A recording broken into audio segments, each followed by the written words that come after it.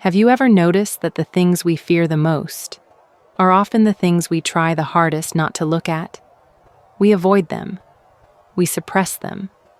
We push them away into the corners of our mind, hoping they will disappear.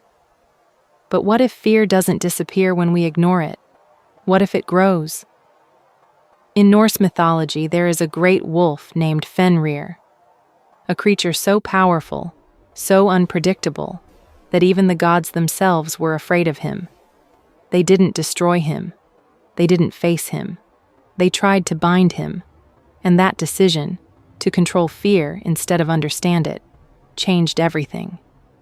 This is the story of Fenrir, and what he can teach us about the fears we carry inside ourselves. Fenrir was not born evil. He was born powerful.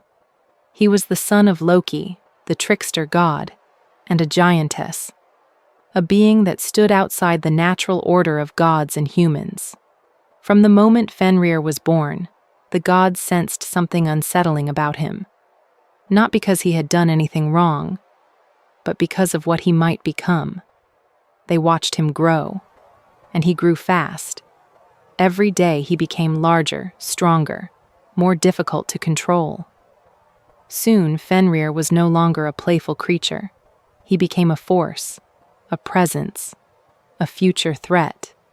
And instead of asking what he needed, instead of asking what he was becoming, the gods focused only on one question: how do we stop him? The gods decided to bind Fenrir. They forged massive chains, heavy iron restraints meant to hold even the strongest creature. They brought them to Fenrir and said, "This is just a game. Let us see if you can break free." Fenrir agreed, and easily he snapped the chains. The gods tried again. Stronger chains, thicker metal, more power. Again Fenrir broke free. Each attempt made him more aware of his own strength. Each attempt made him more aware of the gods' fear. Finally, the gods turned to magic. They created a ribbon called Gleipnir, thin as silk, light as breath but forged from impossible things. The sound of a cat's footsteps, the beard of a woman, the roots of a mountain, the breath of a fish. It looked harmless, and that made it more dangerous. Fenrir sensed deception. He said, "I will only allow this if one of you places your hand in my mouth, as a promise that this is fair." Only one god agreed, Tyr, the god of justice. When Fenrir realized he had been tricked, he bit down. Tyr lost his hand. Fenrir lost his freedom. And from that moment on, Fenrir was no longer just powerful. He became resentful. He became furious. He became what the gods feared he would be.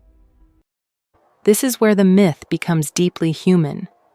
Fenrir did not become dangerous because he was born that way. He became dangerous because he was treated as dangerous. He was never understood, never trusted, never guided, only restrained, only controlled. And control without understanding does not heal. It hardens. It isolates. It turns energy into rage. How many of our own fears are like Fenrir? Not evil, not broken, just powerful emotions we don't know how to hold. Anger, grief, desire, shame, longing, sadness. So we bind them. We push them down. We pretend they aren't there. And inside us they grow. They press against the chains. They wait. Psychologically, Fenrir represents what Carl Jung called the shadow. The parts of ourselves we reject, deny, or fear. Not because they are bad, but because they are intense, uncomfortable, uncontrollable. The shadow does not go away when we ignore it. It waits. And when it finally breaks free, it does so with force. This is why suppressed emotions often explode, why unacknowledged pain turns into bitterness, why unfelt grief turns into numbness, why avoided fear turns into anxiety. Fenrir is not just a wolf in a story. Fenrir is every feeling we were never taught how to face. The myth says that Fenrir will one day break free. At Ragnarök, the end of the world, Fenrir will escape his bonds and swallow Odin himself. This is not a story about destruction. It is a story about inevitability. What is bound too tightly will eventually break loose. What is avoided too long will eventually demand attention. What is feared too deeply will eventually shape our lives. But there is another way. Not to bind the wolf, but to meet it. What would happen if instead of binding our fears, we sat with them, listened to them, asked them what they need? Fear often protects something vulnerable. Anger often protects pain. Jealousy often protects longing. Anxiety often protects safety. When we understand fear, it loses its claws. When we listen to it, it stops screaming. When we accept it, it stops hunting us. Fenrir only became a monster because no one ever tried to be his guide. So tonight, or tomorrow, or sometime when it feels safe, ask yourself, what is my Fenrir? What emotion have I been avoiding? What fear have I been binding?